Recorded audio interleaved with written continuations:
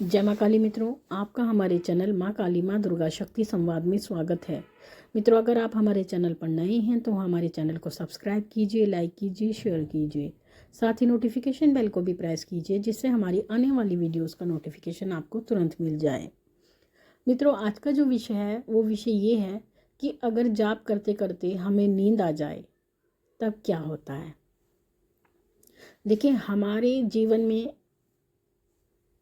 ईश्वर जो है वो अपने आप में एक बहुत महत्वपूर्ण भूमिका रखते हैं। ईश्वर को आप किस रूप में मानते हैं? माँ भगवती के रूप में मानते हैं, माँ दुर्गा के रूप में मानते हैं, भगवान विष्णु के रूप में मानते हैं, ठाकुर जी के रूप में मानते हैं, वो अलग अलग बात है। तो कुछ लोगों को आदत होती है, जब वो रात को सोते हैं तो सोते समय वो क्या करते हैं, जैसे ही वो सोने वाले होते हैं तो भगवान का स्मरण करते हैं। कुछ लोग मंत्र जाप करते हैं, कुछ लोग नाम जाप करते हैं। तो जब आप नाम जाप करते हैं, आप लोग मंत्र जाप कर रहे होते हैं, तो उस समय पर आप मंत्र जाप करते करते सो जाते हैं, या फिर आप नाम जाप करते हैं तो नाम जाप करते करते भी सो जाते हैं। तो ऐसी परिस्थिति में जो जाप होता है उसकी क्या स्थिति होती है, उसका क्या फल होता है, क्या वो जाप रुक जाता है, क्या वो जाप चलता रहता है, इसी से संबंधित ये वीडियो है। तो आप वीडियो को पूरा सुनिएगा, तभी आपको पूरी बात समझ में आएगी। देखिए, भगवान जो हैं, हमारे आराध्य जो हैं, हमारे इष्ट देव हैं, सहायक देव हैं, वो हमारे जीवन में इस प्रकार से बसे होते हैं। कुछ लोगों को आदत होती है कि वो हमेशा भगवान का नाम जाप करते रहते हैं, चलते फिरते भी वो नाम जाप करते हैं, अपनी जो जीवन की दिनचर्या होती है उसमें भी वो भगवान का नाम जाप करते रहते हैं। उठते बैठते हमेशा कुछ ना कुछ गुनगुनाते रहते हैं, कुछ ना कुछ मंत्र बोलते हैं या नाम जाप करते हैं।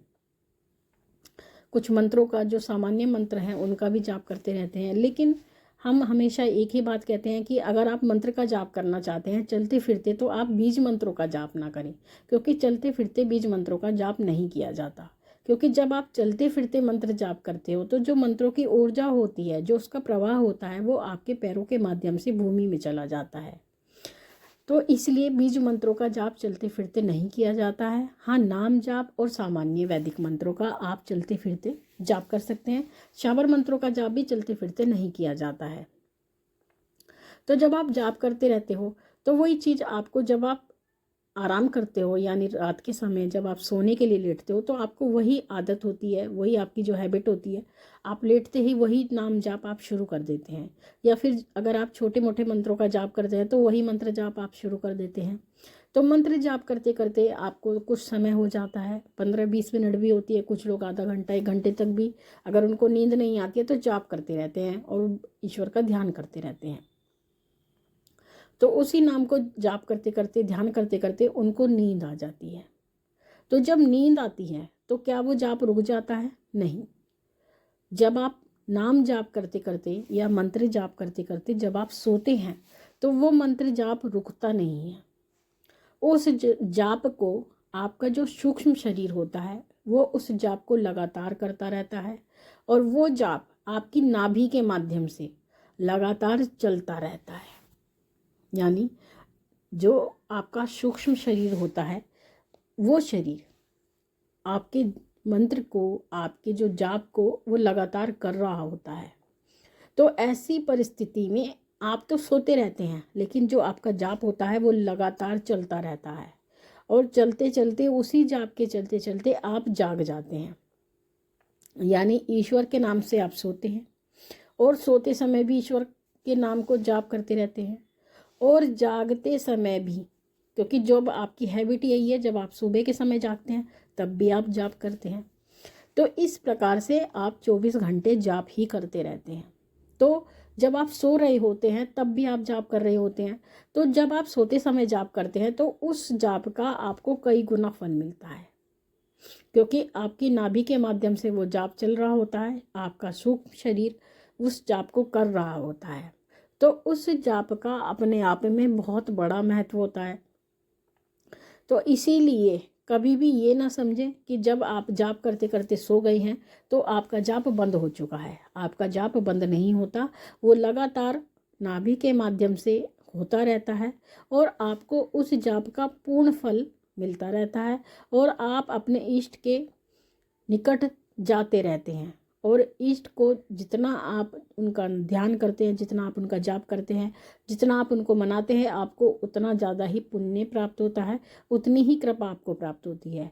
इसलिए अगर आप कभी भी अपने जीवन में ये प्रश्न करते हैं कि हमारे ऊपर सबसे ज़्यादा कृपा कौन से देव की है, बहुत से लोगों का ये प्रश्न होता है कि हम ये जानना चाहते हैं कि हमारे ऊपर कौन से देव की कृपा है, तो ऐसी परिस्थिति में हम एक ही जवाब देते हैं, और यही जवाब वास्तविक जवाब होता है कि एक व्यक्ति पर सबसे ज़्यादा अगर कृपा होती है तो उसके इष्ट देव की कृपा होती है। सबसे पहले आपके इष्ट देव आपके ऊपर कृपा करते हैं, उसके बाद ही अन्य देव आपके ऊपर कृपा करते हैं।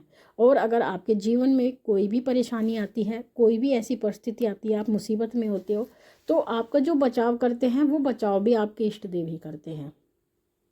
सबसे पहले अगर उठते कोई हैं, अगर हम कहें कि हमारे लिए अगर हम पुकारें तो सबसे पहले हमारे लिए कौन चलेंगे, तो हमारे लिए हमारे इष्ट देव सबसे पहले चलेंगे। तो इस प्रकार से अपने इष्ट देव का ध्यान करना चाहिए, और जाप भी सब ज़्यादा से ज़्यादा अपने इष्ट देव का ही करना चाहिए। आप जितना ज़्यादा ध्यान स्मरण अपने इष्ट देव का करोगे, आपके उतनी ही कष्ट कटेंगे, आपके ऊपर उनकी उतनी ही ज़्यादा कृपा होगी, क्योंकि इष्ट देव का जो स्थान होता है वो सर्वोपरि होता है। आपके आराध्य देव अनेक हो सकते हैं, आप बहुत सारे देवी देवताओं की पूजा करते हैं, तो उसमें ये प्रश्न आता है कि हमारे आराध्य देव कौन हैं और हमारे इष्ट देव कौन हैं। इष्ट देव एक होते हैं और आराध्य देव बहुत सारे होते हैं।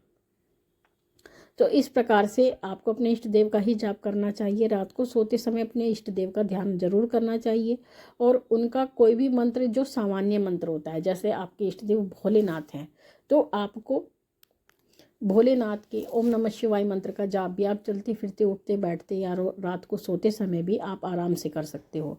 तो इस प्रकार से आपको उनका उस समय पर जाप करते रहना चाहिए। तो मित्रों, ये थी जानकारी आप सभी के लिए। माँ भगवती से यही प्रार्थना करती हैं कि वो आपके भंडारे भरती रहे, आपकी सभी मनोकामनाओं को पूर्ण करती रहे, आप पे अपना पूर्ण आशीर्वाद बना के रखे। आपसे फिर मिलेंगे अपनी अगली वीडियो में, तब तक के लिए जय महाकाली, जय महाकाल।